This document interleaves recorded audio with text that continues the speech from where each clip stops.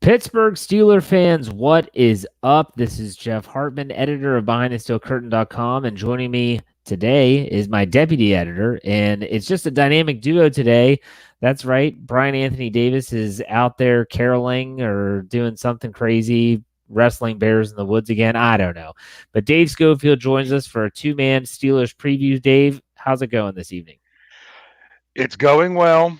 Everybody Wang Harbaugh tonight. Everybody Wang Harbaugh tonight because Wang Harbaugh is on the sidelines right now. The Ravens are winning 13-0 at the time that this is recorded. I'm sure that. 13-7. Oh, okay. Yeah. All right. Keep us up to date with that score for those that are watching live on YouTube. Speaking of Brian Anthony Davis and speaking of Dave Schofield here, Dave, you have a little bit of an announcement, don't you? Yeah, I was hoping maybe you get more people in the live chat because I know they might want to chime in. We're We looking can for a tease couple it. We can people. tease it. We can No, tease it. it's all right. It's okay. But no, some people were really busting us for saying that we weren't going to be able to go to the game. Here's what happened. I just want to clarify. There was some certain circumstances that we needed to work out in order to go because of the time change. We were worried that they wouldn't work out, so we didn't want to wait for the last second and me get stuck with the tickets. So we offered the tickets out there if we had any takers. We're like, if we have takers, then oh well. If we don't, then we'll see if it works out. And before anyone solidified anything with the tickets, things worked out. So Brian Anthony Davis and myself and my big brother, we will all be at the game on Sunday. We will be coming over on the Gateway Clipper. We are hoping to catch the very first one that comes across. That should be right around 5:20-ish because it's supposed to be 3 hours beforehand. And we are looking for some BTSC people to hang out with. I know Nap 1963. We are looking for him tonight because he offered us to come tailgate with him a long time ago. If he could let us know what's going on, we will be there. We already have a question here if we're going to live stream. We're going to attempt a live stream. We're not going to say it's got to be definitely at a certain time or certain place because last time I tried to do that, I had no signal until I got in and could hook up to the stadium Wi-Fi. So we're going to, once again, follow myself on Twitter. I guess you could follow Brian Anthony Davis on Twitter, but he's got less Twitter followers than I do. So just go ahead and follow me. And I'll put something out there about where we're going to be at what time. I'll try to give it at least a 10-minute warning. I know that game days are crazy. Sometimes it's just a rush to get in and get to your seats. So, but we want to let you all know where we're going to be. So we would like to meet you all. Do the live stream from if you have reception. If you don't, Mhm. Brian might. You never know, Yes. depending on his cell phone carrier. Do it from the tailgate. Like, don't wait till you get into the game. That is what we would like to do. But what happened the last time we were there, well, not we were there. Well, it was my brother and I. We were at the game. I'm trying to get the articles on the inactives together. I can't even log into the website because my cell signal is so bad. We're over at the the IC Light or IC whatever it is tailgate where I'm meeting Pittsburgh dad and everything, and I'm trying to move away from the stadium as far as I can to get signal, and I just couldn't get it to work until I got inside. So that is the plan, to try to do it from a tailgate. But between Brian and I, we're hoping somebody has some signal there that we could pull it off. All right, there you go. So if you're going to the football game on Sunday night, this Week 15 matchup that we're going to talk about a lot tonight, make sure you hit up Brian Anthony Davis or Dave Schofield. You can send him an email. You can hit him up on Twitter. You can follow him on Twitter. And I'm trying to think what Brian's Twitter handle is. It's at BTSC Bad, I think. BTSC BAD, because he was tweeting at you from his current concert that he is at. He's actually at the same concert my wife and daughter are at right now. Checking out. Tweeting at me? Yeah, he was tweeting at the website. Yeah. I don't. Yeah, I don't something about getting in a fight with a 60-year-old lady. Was something with his daughter at the Pentatonics concert. So, well, there you go. Brian. Only Brian. That's right. So good news. Glad you guys are going. That'll be fun. And I will be by myself for the post game show because Lance is out there gallivanting around. Don't worry. I've done it before. It'll be just fine. if I stay awake. If I can keep Maybe myself awake, maybe we'll be fine. maybe Brian and I will just do the post game show from this empty stadium. Except we'll probably get left behind by the Clipper. That would be the only problem.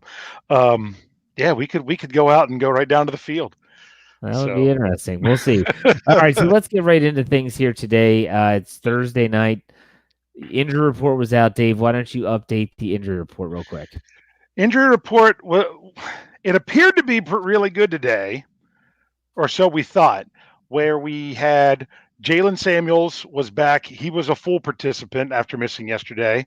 I was disappointed by that, by the way. Oh, because you wanted it to be a clear picture. I was banking on him being out, and then when Connor returns, you just got everything set up nicely. Everything's cloudy right now. That's the problem with that. And for the person who tries to predict the inactive list, I don't know where to go there. But we'll have to see how it plays out tomorrow. But he was back full. Vance McDonald was back limited. So he's still in the protocol, but that's one step. It's going to be interesting to see if he would have been limited. I don't know if he would have been limited yesterday because he usually gets Wednesdays off. So the fact that he was off could have been that maybe it wasn't so bad, but he was limited today, which is generally how it goes in the progression sometimes with that. Or it could be that if he's limited again tomorrow, there's a chance that he doesn't play. So it all comes down to that. Many players returned. Johnny Holden was out sick, and Ramon Foster was out on his normal Thursday vet day off. The only concerning thing with conflicting reports was that Juju Smith-Schuster was limited because he left practice early. Now there's some reports that he's that it was nothing that is going to affect Sunday. Then there's other reports that it was a re-aggravation of the injury. They're being very, very tight-lipped about it, and you kind of don't blame them. Yeah, so the injury report's definitely up in the air. We'll put it that way. And so I just think that Lance and I talked about this at length. And I know that you mentioned it in your Stat Geek article with the brother Schofield, as we call your older brother Rich now, the brother Schofield. And that is just who's going to be in and who's going to be out, depending on who's available.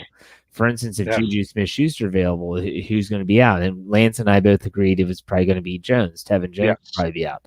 And then it was the running backs that were tough to really gauge because so many of them play special teams. I don't think anyone's going to bench Kareth White because not only is he productive, but he's also their kick returner.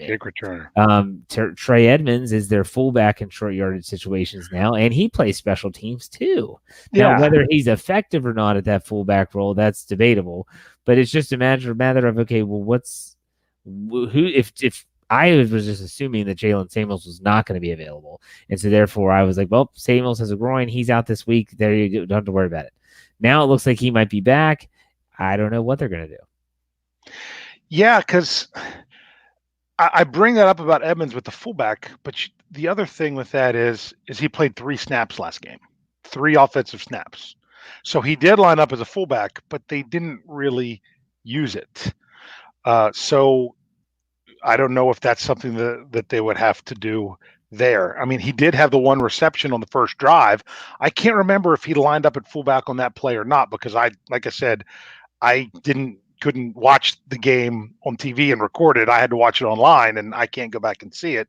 So I didn't see where he lined up on that play because remember, he had the 7-yard reception, and then there was a 15-yard penalty on top of it, which kept the drive going. So that was the only thing he had on offense other than the 2 times he was in at fullback. So yeah, I don't know if that's worth it when you to have him over somebody like Samuels or White. So if they're all available, they want to use them all, then it probably still will be Edmunds, even though he's the one that did play the fullback position. Ron says this, Jeff, he said activate 5 running backs, 4 wide receivers if Juju can't go. If Samuels could play, then you could technically use him as a flex slot wide receiver. He can run routes. He has good hands. We know that James Conner can also be used as a receiver. And I brought it up last night, and I said, if you want to ease Conner in, you could have Conner be your 3rd down back because he's good at pass pro. Good at pass pro, can catch the football, knows the offense, can definitely do the 2-minute drill. That would be his bread and butter. So that's an option for them if they want to do that. Here's another concern with everything with that is one bad shot on that shoulder with James Conner, and who knows if he's done. When you're talking about a groin with a running back, one bad cut and you're gone. So do you really want to have? I mean, a lot of times the Steelers would only have 3 running backs. Now they've been doing 4. Because we say 3 running backs. When Roosevelt Nix was healthy, we never counted him as a running back. So they're just using that fullback position to have an extra running back. But if something happens where they both go down, then you're looking at just Snell and White and nobody really to fill that fullback role unless you think McDonald's not going to go and they could squeeze someone like Gentry back there. But I don't know if that's very wise either. No, it's not. It is not. Might as well put Zach Banner back there, right? Or BJ Finney. Seriously, because it comes down to the fact this is going to really impact the depth on the team. It shouldn't impact the starters too much. We know if Juju plays, we know if Jake Connor plays that they're going to be it. But ultimately, we don't know who else will be active. So I kind of put the cart before the horse there a little bit, and we went right to the injury report, and that's okay. I forgot the Around the Horn segment. And that's normally how we start off the show, and that's where you bring up a topic from this week that you want to talk about that's Steelers related. Dave, what's your Around the Horn segment? Well, since in honor of this game going on right now, which apparently the Ravens just scored a touchdown and got the 2-point conversion because earlier Justin Tucker missed an extra point. So I think that's his second of the season now that he's missed extra points. Yeah. So it's currently 21-7 in the second quarter. And there was a report earlier tonight that it was from ESPN, I think it was Ian Rappaport, saying that the Ravens have already said that if their seed cannot be changed in week 17, they don't care about rushing records, although he did break the rushing record for a quarterback tonight already, but they don't care about extending that record or anything. Lamar Jackson will sit if the Ravens cannot change their playoff position in week 17, which is news to the Steelers because the Steelers play the Ravens in week 17. So between that and the whole notion of with a win tonight, the Ravens will lock up the AFC North, which makes it definite that the Steelers' only path is the wild card, which we all know that was a long shot anyway, because they'd have to lose all 3 and the Steelers have to win all 3. But that would just make it definite. So the question is, let's say, for example, that things all fall the right way for the Steelers in the next 2 weeks as well, and they don't have to have that game week 17. How do you feel about that whole notion of no Lamar Jackson, and should the Steelers maybe do some similar things? I don't want to put the cart before the horse with the Steelers. A lot would have to happen. Let's just look at this from a Ravens perspective, because odds are is that they're not going to need to win that game, that they're going to have their position locked up. You also have to wonder, and you have to think, is someone like Wang Harbs going to, want to stick it to the Steelers? Because let's say the Steelers need that game to get in. Wouldn't you want to beat them on your home turf and keep them out of the postseason? You would, because they're your rivals and they know you well, and they probably would play you tough. And so a guy like Wang Harbs might not start Lamar Jackson, but I would imagine Mark Ingram would be in there. I'd imagine that Earl Thomas would be in there, because that's just the type of guy that he is. And I don't blame him. If the Steelers were in that situation, if you flop their roles there, I think that maybe you'd say that you want to keep the Ravens out of the playoffs if you have that opportunity. So I'm not too concerned about that right now. It was funny because today I was talking to my wife's aunt and uncle who are Ravens fans. They're from Florida, and they were bringing it up. And, we would love to keep you guys out of the playoffs. I was like, yeah, I bet you would, because their Steelers can beat you in the playoffs. Oh, no, you guys like, yes, they can. I said, you don't want to play division teams 3 times. The Steelers have done it more than once, and it's not easy. So, and Lance Williams, who's watching live, he says, if the Ravens have a chance to eliminate the Steelers, Wang Harbs will go all out. I agree with that. Well, I mean, here's the actual tweet from Ian Rappaport, and he actually was quoting Mike Garofalo, reports that if the Ravens lock up their playoff seeding by week 17, expect RG3 to start versus the Steelers, even if Pittsburgh needs it to make the playoffs. That's the report. But these are reports. Exactly. So And it's also Ian Rappaport. So according to him, Ben Roethlisberger is the quarterback of the Raiders. So, all right. Um, for my around the horn segment is something that I really literally just saw this before we went on the air. I was looking through our profile feed, and we have guys that run our Twitter feed during the week. I don't do too much stuff on there other than maybe occasional tweet or two, question polls, stuff like that. And I noticed that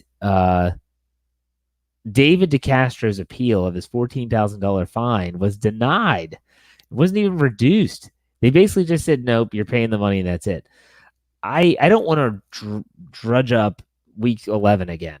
But at the same time, I just couldn't for the life of me. And Derek Brooks, the same one that decreased Marquise Pouncey's suspension from 3 to 2 games, he's the one that heard David DeCastro's appeal, and he did nothing. I just don't understand what they wanted him to do. You know, he wasn't on the laundry list of players that got suspended or fined from that melee in Week 11 in Cleveland.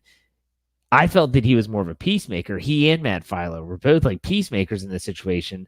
And like what Lance said when we talked about it afterwards, he said he could have done a lot of bad to Lamar. Not I said Lamar Jackson. Someone just said that in the live chat. He could have done a lot of bad to Myles Garrett if he wanted, and he didn't. He took him down and laid on him. I don't know, Dave. I thought it was ridiculous they didn't at least reduce it. I don't even know what they're trying to do. yeah, I mean, honestly, if you want to keep someone from fighting, laying on them is probably the best thing to do. In my in my former life as a high school teacher, I actually did break up a fight by laying on 2 students at the same time until I could actually get some help. Um, that I actually tackled them together and I've put them on the actually done ground. that too. I've done that too, just not high school, middle school. Yeah. So that's it. So especially someone my size, that's pretty effective to stabilize people. But the problem was there's a lot to ins and out. They could have said you still were using, you know, making contact with a player afterwards, yada yada yada. Well, him holding it down made it easier for Marquise Pouncey to try to kick him. That's a stretch, but they could always try to go with that. I mean, come on, Matt Filer got fined $3,000 for entering the fighting area because the fight broke out at his feet. He got into the octagon. And yeah, I mean, a fight breaks out around him, and he just turns and like, "What?" And he gets fined for being in the neighborhood of a fight because they. I mean that. I think the NFL looks at it like money is money. You know, if they really want to hurt somebody, they hurt them with suspensions. So DeCastro, and I mean, and you're right. They did kind of sweep it under the rug the first time, and even with this one. So I guess he can afford it. The money does not go to the league; it goes into a fund to help support former players. So.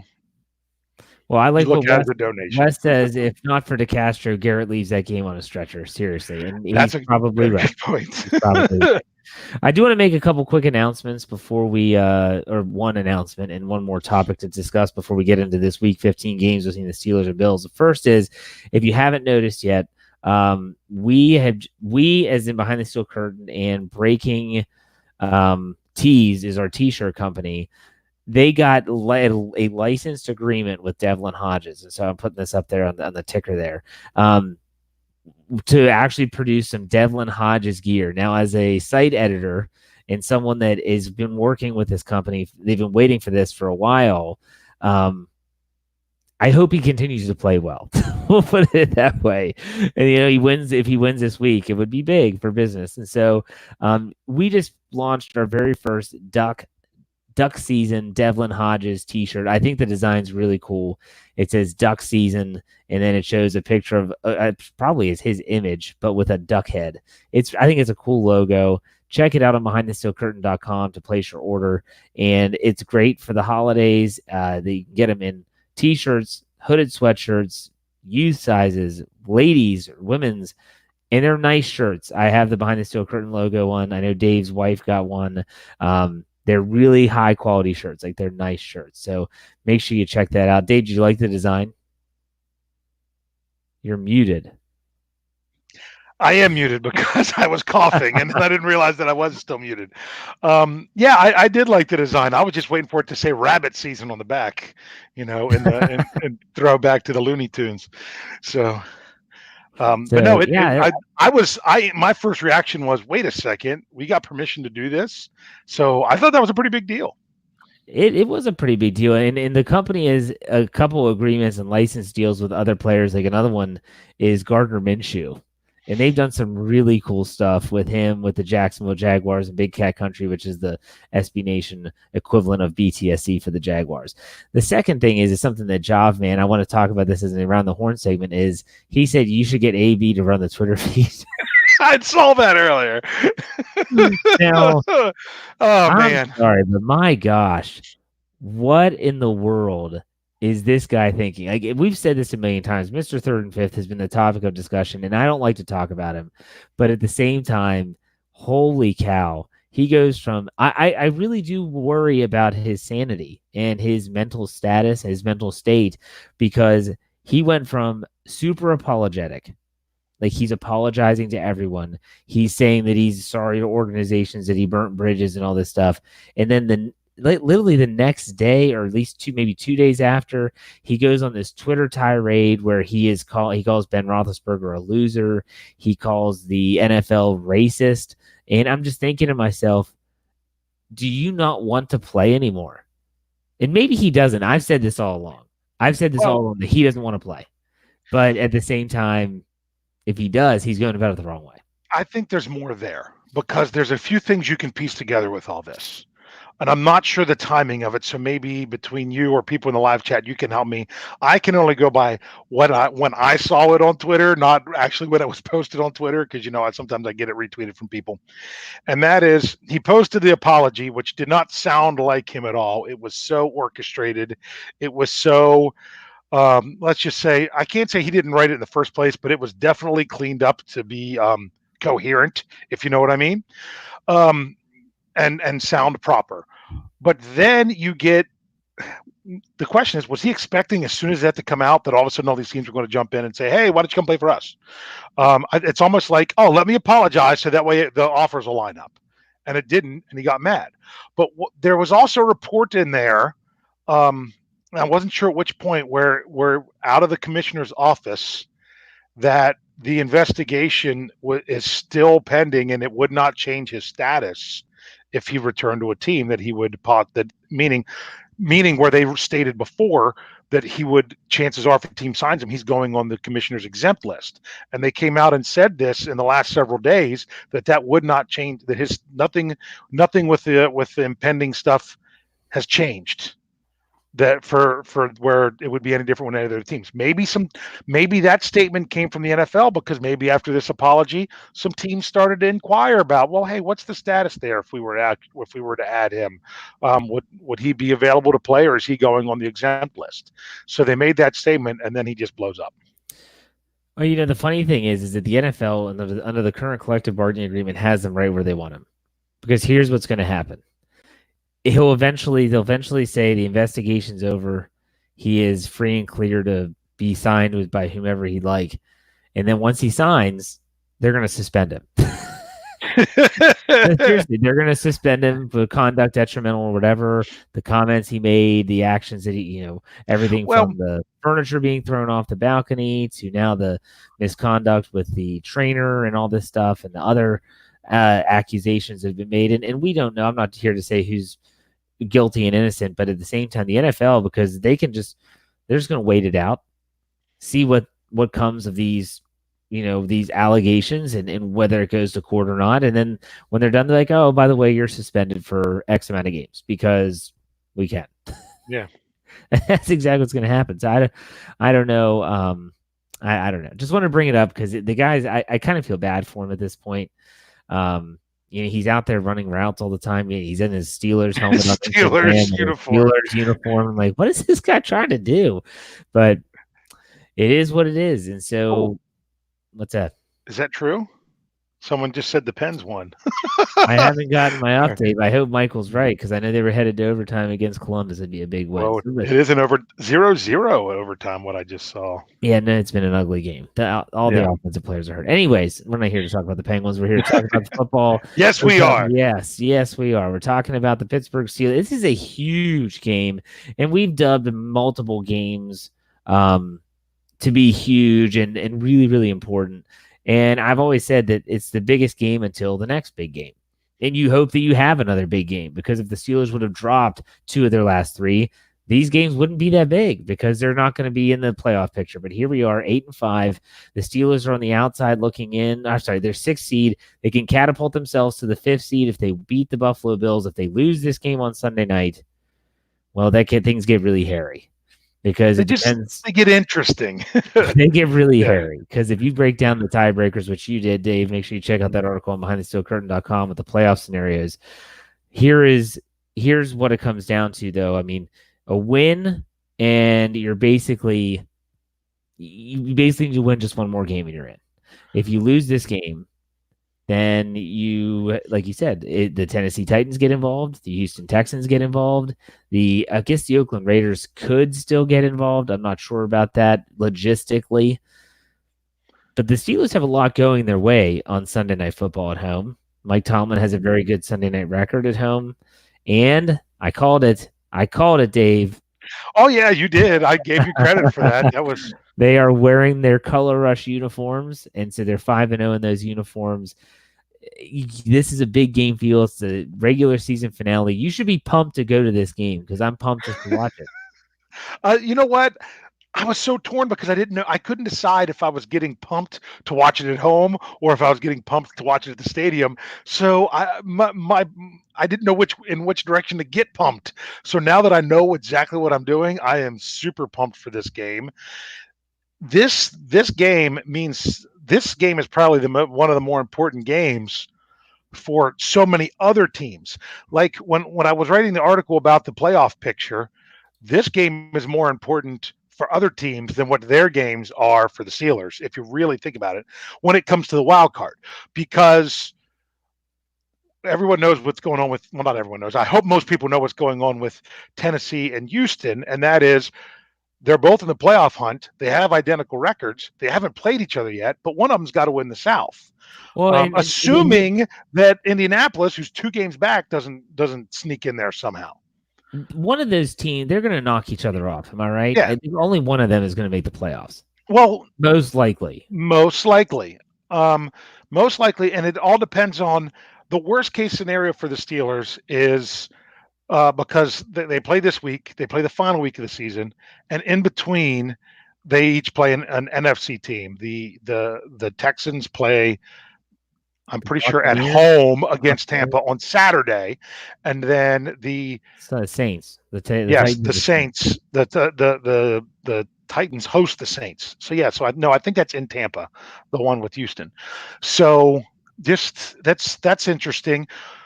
So worst case scenario for the Steelers is that both teams end up 2-1. So just because that's how it is. What's better is if one team does all the winning and the other team does all the losing, and then you don't have to worry about that other team being because right now there's a group of 3 teams that are right behind the Titans. I say right behind them, but they're 2 games back with 3 games remaining. And until like if the Steelers don't come through on Sunday night, and then the loser of the Tennessee game, those other teams have to win this week just to get within 1 game with 2 left, and that's just an awful lot to ask. So if the Steelers take down the Bills, that all but eliminates that group of 3 teams, regardless of what they do, even if they win. So I mean, not officially, but for the most part, crushes their hopes and dreams, which is nice to crush the hopes and dreams of the Cleveland Browns. We've enjoyed that for years. So that's what it really comes down to. I would not be shocked at all if the team that if 2-1 of one of those teams would win the South. I mean, it very well, if you really want to know the best case scenario, Tennessee beats Houston at home this weekend, but then Tennessee loses to the Saints while Houston beats the the Bucks, and then they're both at identical records again and having to play each other hard, and one of them's going to lose to where one team's only going to go 1-2 in the last three, which really plays into the Steelers' hands. But none of it matters if they beat the Bills. None of it matters if they beats the Bills. I mean, they would have to then drop the last two games after beating the Bills. So beat the Bills, you're in a great place. Yeah, absolutely. And there's going to be this picture is going to be a lot clearer after week 15. You know, after week 15 is when the Browns will probably be gone. You'll have teams like the Colts might be gone out of the in the hunt group. They might still be there, but you know they're not. They would need a laundry list of items to occur for that to take place. So it's going to be a huge game. Steelers, Bills, Week 15, Sunday Night Football. I think it's very much deserving of the Sunday night game. It's going to be the sixth primetime game for the Steelers. The Bills haven't played on Sunday Night Football in I don't know, forever it seems. I mean, they haven't had one this year. I know that. I know Sean McDermott said he felt that it was justified putting them in primetime again. So the Bills are not necessarily used to the primetime stage. The Steelers are. And we know that the Steelers play significantly better at home compared to on the road, especially their defense. We'll talk about that in a second. So, Dave, real quick, though, before we get into our matchups to watch and things of that nature, when you look at this matchup, AFC matchup, there's some familiarity there, but not a ridiculous amount. What are your just general thoughts on the game itself, factors that might come into play that aren't necessarily him versus him matchup type stuff? What's your thoughts? Well, that these are two teams that their strengths are somewhat similar, meaning they live and die more with their defense more than with their offense. I think the Bills over the course of the season have had a stronger rushing attack, but the Steelers have done quite well with that the last couple of weeks. Could it have just been their opponents? Perhaps, but regardless, they've put up the yards and done more there. So these are two teams that are really driven by their defense. So if you're talking about getting a splash play on offense or special teams, that's going to be so much more of a factor in a game like this than it would be normally, because I feel points are going to be hard to come by. Yeah, this is a tough Bills offense to wrap your head around. They don't really do anything well, but they're still dangerous in their own way. You know what I mean? I mean, yes. Josh Allen is their third leading rusher. He has 8 rushing touchdowns on the season. He's a big athletic in his own way. He's not Lamar Jackson. He's not Kyler Murray. And I was actually really stunned when Mike Tomlin was asked about him during his press conference. And he said, I think that Buffalo has more design runs than Arizona does. And it was news to me. I've watched the Bills and the Ravens last Sunday, and I got to be honest with you. The Bills did not handle the blitz very well. And that's something that Lance and I talked about on the standard as a standard last night. And what did the Steelers do almost more than anyone else? Blitz. They blitz a lot.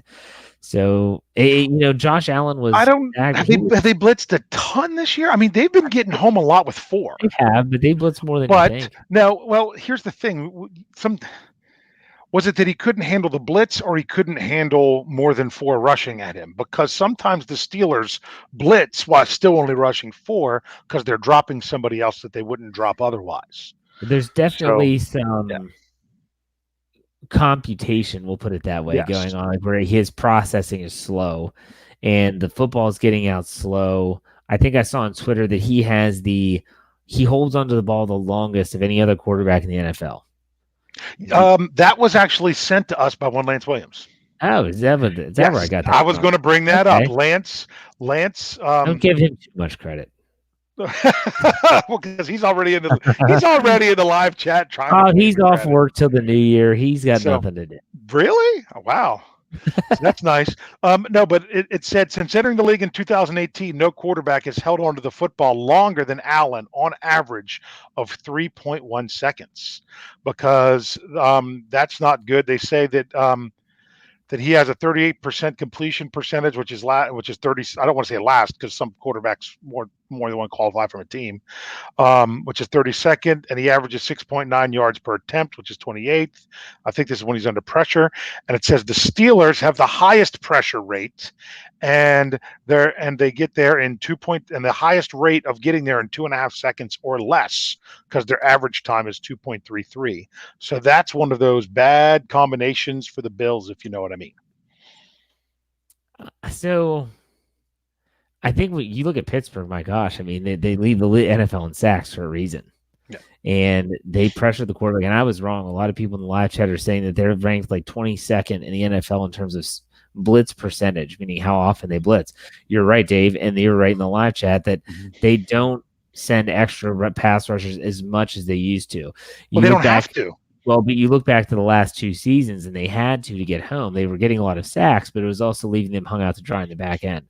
Mm-hmm. So I guess in the battle of offensive lines, in the ability to, I guess you could say, impose your will on the opposition, who has the advantage here?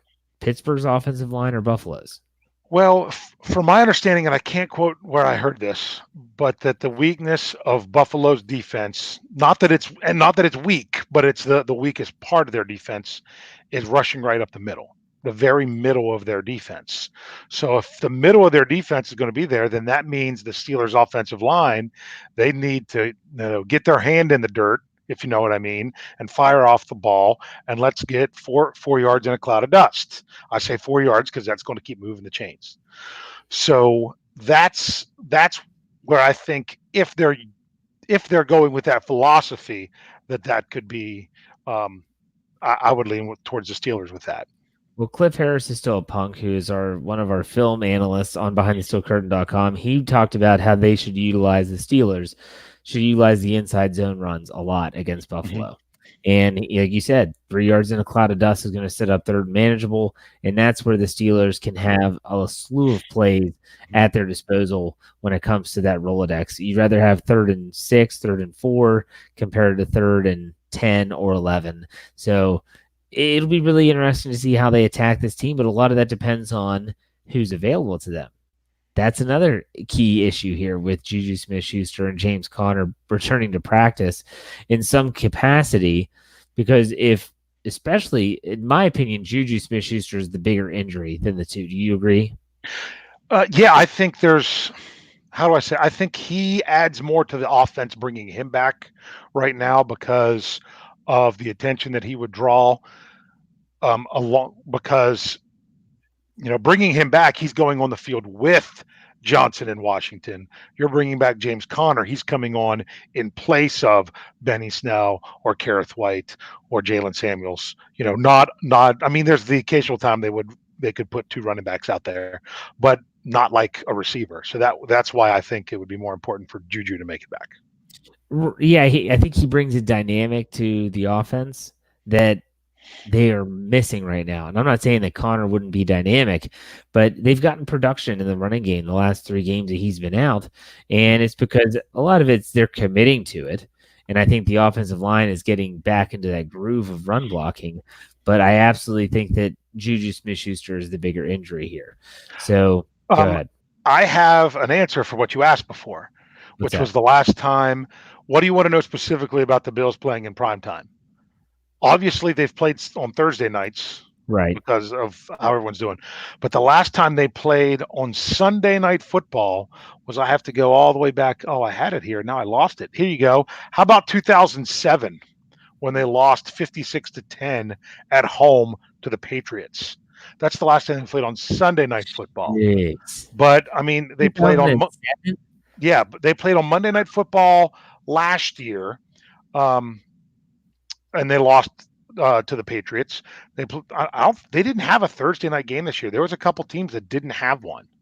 They didn't have one. They did they played on Thanksgiving. Oh, that's right. They played on.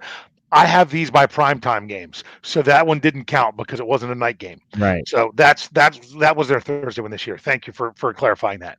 So yes, but I know like the Bengals and the Cardinals did not play on Thursday at all this year. So they had a Monday night game, Thursday night game, Monday night game. All these are losses. The last primetime win they had was 2015 on a Thursday night football game against the Jets. I'm pretty sure 2015. Who was that? Was the infamous game? I'm pretty sure that where I was using the stats about first year coaches, where it was that the first year Rex Ryan going first year Todd Bowles in 2015? It I might have think it been. would have been, but Okay. that's their last prime time win. If you'd have to go back to 2015. Wow. Well, it's the difference between the Bills and the Steelers. The Steelers are guaranteed 5 primetime games every single season And this is because of their the sixth. and this is their sixth. Yeah.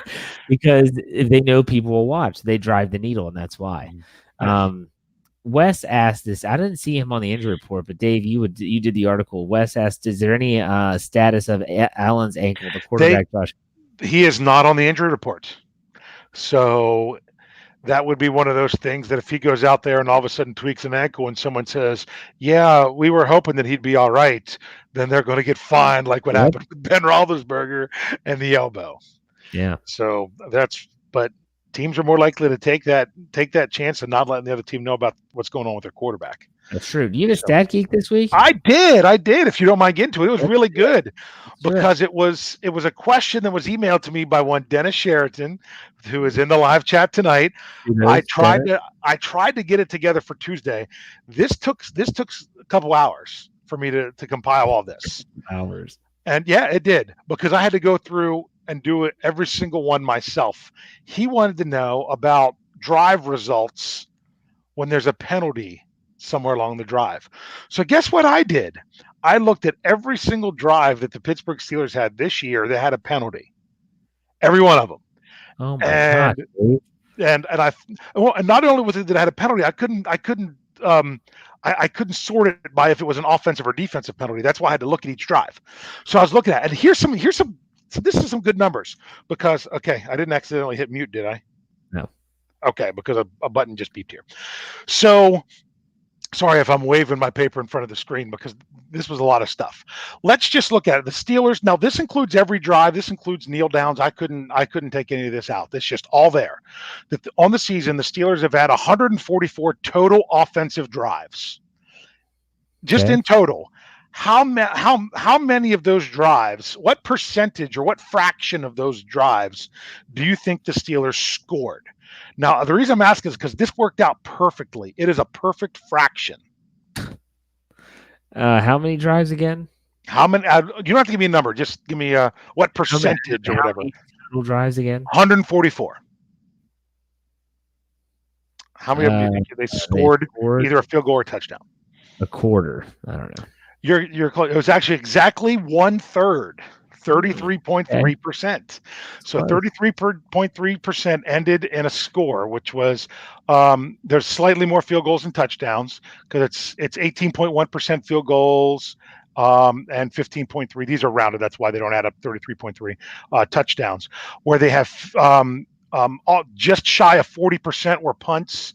And 27% was what I considered other, which goes as missed field goals, turnovers on downs, end of half, end of game, or safeties. That all went into the other category. So if you look at that, where they're scoring on a third of their plays, let's look at what happens when there's a penalty during the drive versus if there's not. Here's what's crazy. If there's no penalty on the drive against either team, the Steelers score 23.2% of the time. So it goes down. So in other words, that means they're aided by penalties. But Dennis's main question was, so how much does a penalty against the offense keep them from scoring? And the answer is not any different. Not any different. Because if there's a penalty on just the offense, whether it's 1, 2, 5, 7 penalties, they score 24.1% of the time, which is almost the same as if there's no penalty.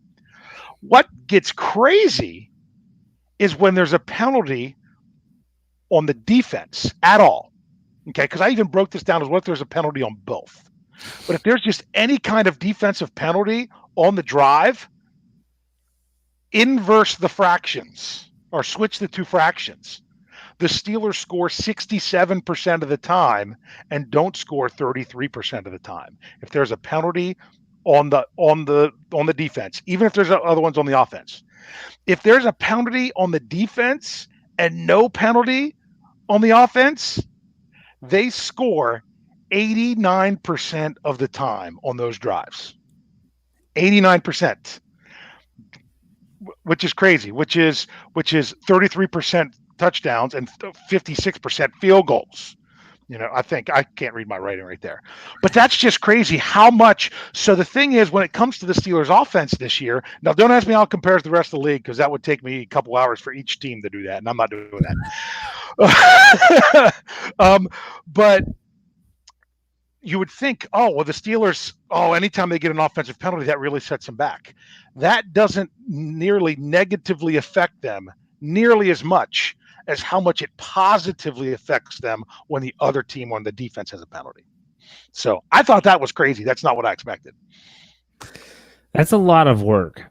That's a lot of work that I wouldn't have done. I would have said, Dennis, thanks for the email. Good luck scraping it together. Well, I didn't realize how much in depth it was going to be until I got partway into it. And I'm like, well, at this point, I might as well just finish it. So, yeah. I split it up over several days. That's good numbers, though. It really is, in terms of, I never would have guessed that that's what the numbers would play out to look like. But, I mean, think back to the last few games, and James Washington has been a defensive pass interference magnet. Yeah. I mean, throw it deep and see what happens. So yeah, and when they can get that defensive penalty, it's almost 90% chance that they're at least going to get a field goal. I like that. I like that a lot. Because in this team, field goals are gold. Touchdowns are phenomenal, but field goals are gold. So I hope that was good enough for you, Dennis. Yeah, Dennis, he said he appreciates it. So kudos to you, Dave, for doing all that work. We appreciate that. Well, don't worry. It's going in by crunching the numbers. Yeah, I'm sure it will. I want to make sure that you, the listener and the viewer, know that you can help out the program in a variety of ways. One of them is by donating money to the cause of the order, the good of the order, so to speak. And that is by using the super chat feature down where you can post a comment to the right, a little $sign. Any money that you donate comes to the show. And for instance, I've kind of been accruing the money, and we're getting new equipment with the money. I know Lance Williams, Dave, myself, Brian Anthony Davis are all getting these new Blue Yeti microphones, which should really improve the sound quality of the show. I'm really excited about it. And your Mine's money already on the way. And so is mine. And the money that you all have donated, so graciously donated, has helped us defer that cost. And so we really appreciate that. And then also, if you don't want to donate money, the holidays are coming up, I get it. Hit the like button, subscribe to the channel if you haven't already, and then go and get hit the bell on whether it's your phone or your laptop or your tablet, and set up your notifications accordingly. That way you never miss a show. Some people get emails, some people get push button notifications. I have seen a lot of people, Dave, I don't know if this happens to you, that say, Yeti. There's a lot of people that say that they don't get the notifications. How do you have your notifications set up? You know what? I think it has a lot to do with whether or not I'm on my Wi-Fi or not, whether it comes through. I know when the shows are about ready to go, so I'm usually checking YouTube, and I'm in there before the notification comes up. Yeah. But yeah, that's happened to me a few times where it's like, why isn't this coming through? So yeah, well, you can only do what you can do, and that's set up your notifications accordingly, and then hopefully you don't miss a show. So those are ways you can help the show. By all means, like the videos, subscribe, comment, share. It all helps. All right, let's get down. Go ahead. I was going to say, here's what I don't understand is that so many times the number that we see of people in the live chat that's already higher than the number of people that end up liking the video in total. I'm like, you're on the live chat right now. Just take the time to hit the thumbs up button. It would really help out. Yeah, and every little bit helps. And people might say, well, it's just a stupid thumbs up. What does it matter? It actually does matter in terms of the YouTube's algorithm. So when someone types in Pittsburgh Steelers, we want our shows to be one of those things that pops up. And so a lot of that comes down to me using search engine optimization, which you all didn't need to hear about, and also different search parameters, but also by the amount of traction it's getting in terms of the viewers. So that does matter. Okay, let's go into brass tacks here, and let's talk about matchups that you're really looking forward to watching. Dave, you'll be there live. Your seat's in the end zone? Yes. you have a really good view of the running game then. Yes. So what's your matchup that you're really looking forward to seeing this Sunday night? Well, it's so tough because we still don't know who's going to be available for the Steelers and how they're going to be utilized and everything. So bottom line is I want to see the matchup of basically the Steelers defense against against this running game is what I want to see, because I think they're going to get to the quarterback. I think the best thing that could help the Bills to keep the Steelers from getting to the quarterback is going to be to have a successful running attack. So I think if the Steelers are focusing in on this run game and what they can do, and if they can keep wraps on that, that's going to be the key. So that's what I'm going to be looking for in stadium. I'm looking forward to the Pittsburgh Steelers pass rush getting after Josh Allen. But you have to do two things. You can do this. You can make them one-dimensional in one of two ways. Number one, you stuff the run. You don't give Singletary, you don't give Gore a chance to breathe, and you say, if you're going to beat us on our home turf in the regular season finale on primetime, color rush, all that stuff, Josh Allen's going to have to do it.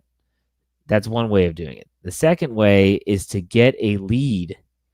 And if you look back to last week, if it weren't for Benny No Jets' fumble, the Steelers were going to, I guarantee you, they were going to put that away early. Exactly. And then Kyler Murray's thrown the ball 40-some times to try to win the game. And that's exactly what you want when you have a defense that leads the NFL in sacks and in takeaways. And so Josh Allen will take some risks, but at the same time, he's a dangerous player. He's a mobile player. But I want to see the Steelers pass rush. I watched the Ravens, and I don't think the Ravens have nearly the same type of pass rush as the Steelers.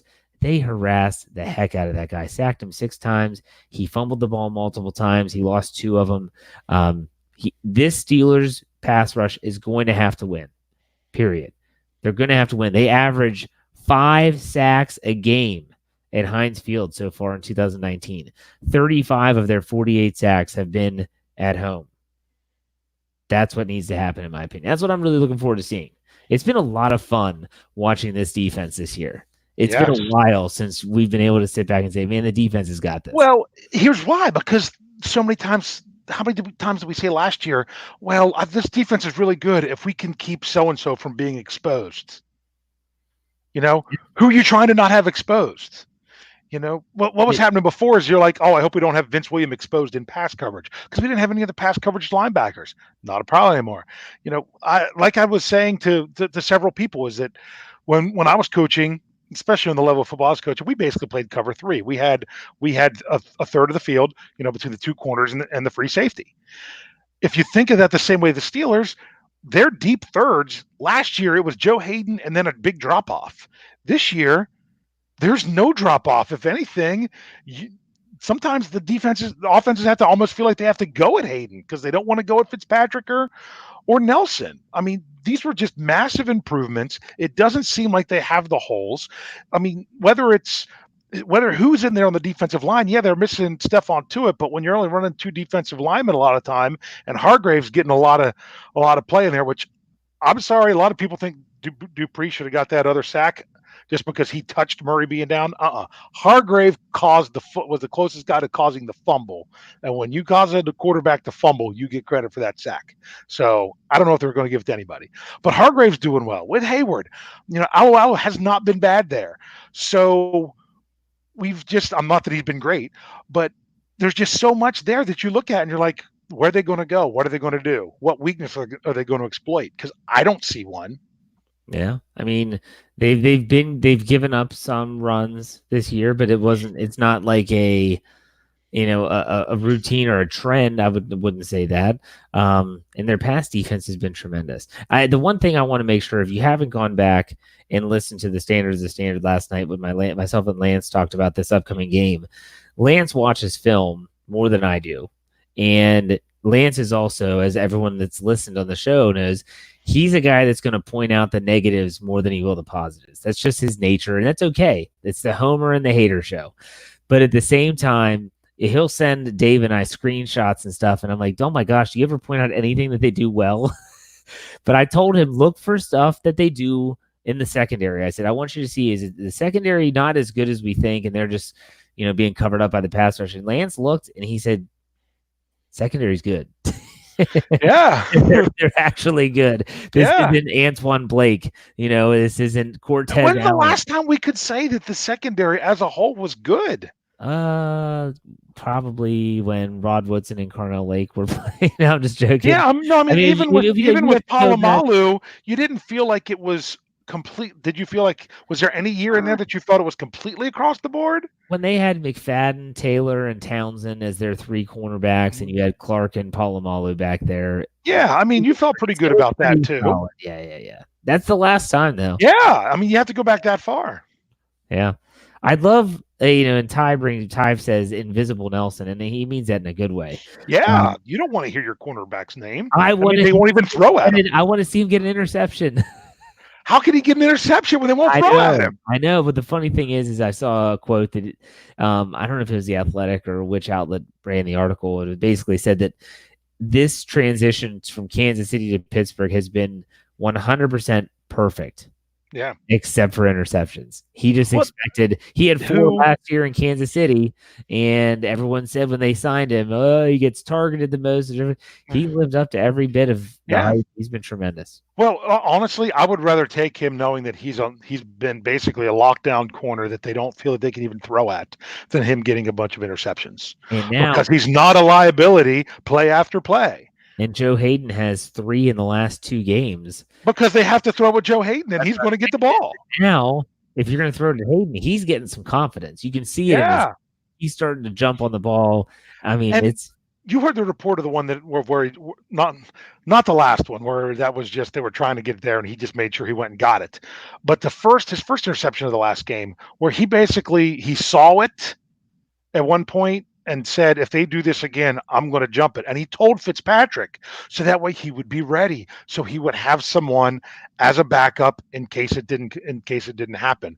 And boom. I mean, that's what these guys need to know, that they have other guys that are also going to do their jobs out there. I missed the prediction for the season because when we were asked who's going to have, can anyone get multiple interceptions in the Steelers secondary? Because remember, we were just hoping to get double digits interceptions for the season. And I said, I think Steven Nelson will get the most. But that's because I thought they would be thrown at him more. Man, they can't throw at him. They can't even throw at him. I'll ask you what I asked Lance last night, and that is this Steelers defense elite? Yes, and I was about ready to say, Lance, why are you not saying that? What was funny? He's like, nah, they're not elite. And then you just kept laying out the case that it's like, how could you not call them elite with all those things? I mean, with the turnovers, with the sacks. This is the two things you hang your hat on. And with the interceptions, I know, of course, I'm saying turnovers, but but it's one thing if you're just always getting fumbles. But I mean, they're pretty even. Well, I think before last week, were they even 15-15? I think they might have been going into week 14. I think they were. Yeah, but then they got the 3 interceptions. So I mean, that's very even, which is what you. I mean, you don't care if it's a fumble or an interception. You just want a turnover. That's just going to show that you're getting it from so much.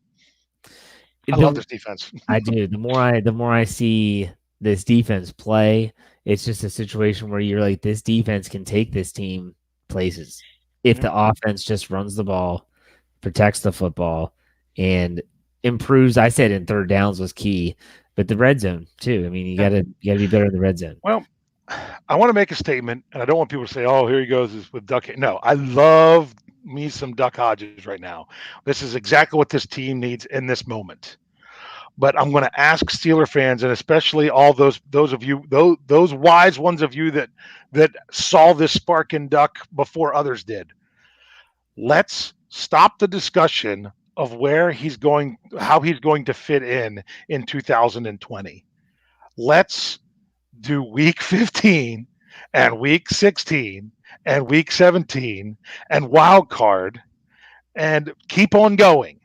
Okay, those are great discussions the end of February.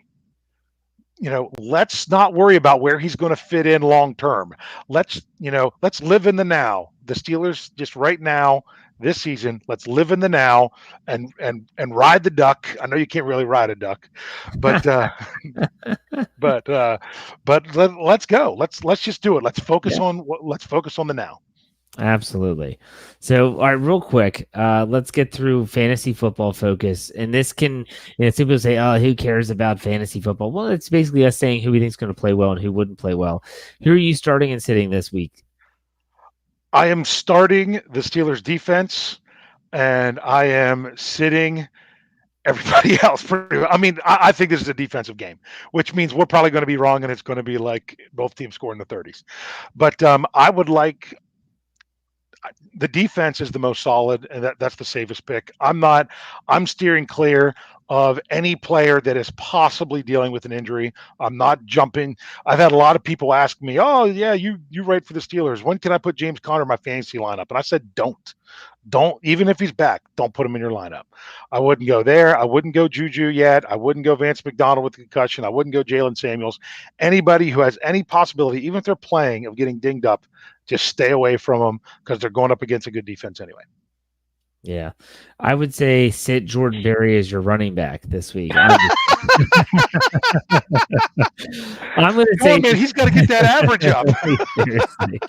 Wes says this, and this is exactly what I was thinking. Wes says sitting Washington, he's going to see double coverage. Not to mention Tre'Davious White's a very good cornerback that'll probably be following him. So you know who I say you start? Deontay Johnson.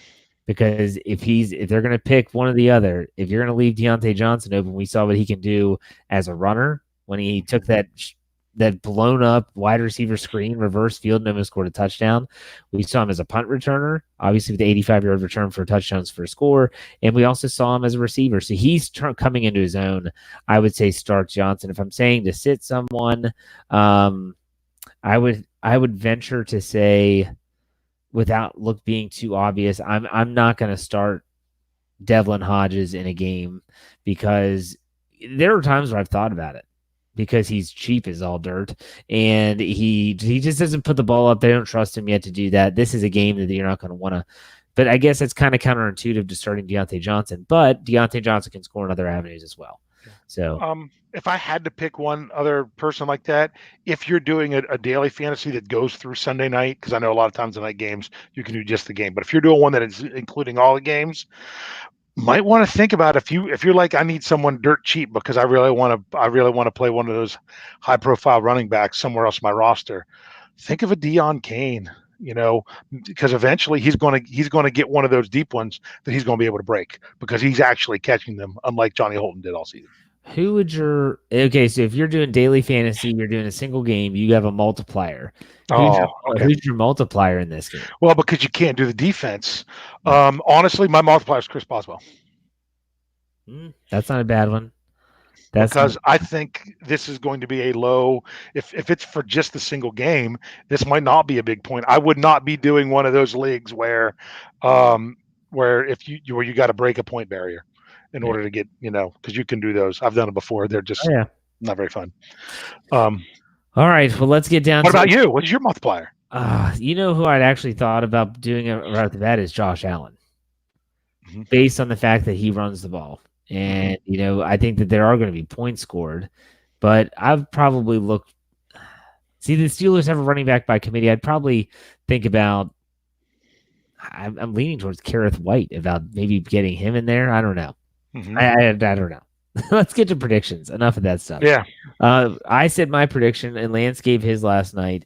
Lance predicted the Steelers to win, and before fans freak out, he predicted them to win last week, and they did. Yes, he predicted them to beat the Cardinals, and they did. So I think we finally got that, hopefully, out of the way.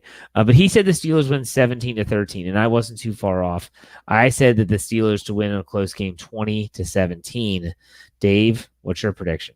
I am going even less. I am going the Steelers to win 16-10. I was considering 9, but I'm like, then once they score one touchdown, I'm done. So I'm going to say 16-10. I think it's going to be a low-scoring game, which is funny because every time, with the exception of the Patriots game, every time they wear the color rush, they put up decent points as well. So, but I just don't see it with just the way this matchup goes. Do you know Brian's prediction by chance? I meant to ask him earlier today, and he was actually in the live chat earlier, but he's probably actually driving home now because I know I got a message from my wife that everything was over and they were heading back. So I don't know. Maybe we might have to send it to Lance and have Lance say it on the outside. Who's got burning question this week? I do. Okay. Yeah. You can tell it on the burning question. Or if you guys are going live from the tailgate on Sunday, you can have him give it then. Why did I not think of that? What was I thinking? So, okay, folks. Dave, I guess before we break, any final last words for the Steeler Nation out there? If you're here now and you weren't here at the beginning, or if you're listening back to this on audio platform, if you are going to the game and you want to be part of a meetup, we don't have the information yet because of the way everything went down with the change in time. But feel free to follow me on Twitter at STLR Superfandad, or to email me at stlrsuperfandad@gmail.com, or go to behindthesteelcurtain.com. Look for any article written by Dave Schofield. There's always, 2 to 4 every day. Click on that. You will have my email there if you have to click on my profile. Get a hold on me in order to figure out what's going on. I'm still trying to reach out to, hey, we have Brian Anthony Davis. Uh-oh. There it is. Did you see it? I didn't see it. I will bring it up. Right there. He is saying Steelers 21, Bills 20. So well, that was he's probably predicting her 3 field goals or 7 field goals. Yeah, that's like the Dolphins had last week. That was pretty funny. So sorry to interrupt there. Please get a hold of us. Let us know. Nap 1963 offered to say, hey, come by the tailgate. I've got to, if you're listening to this, please reach out to either myself or Brian or both of us so we can figure out where we're going to meet up. I got to put the $5. Yeah. Isaac he says, please get a simple Twitter handle and email.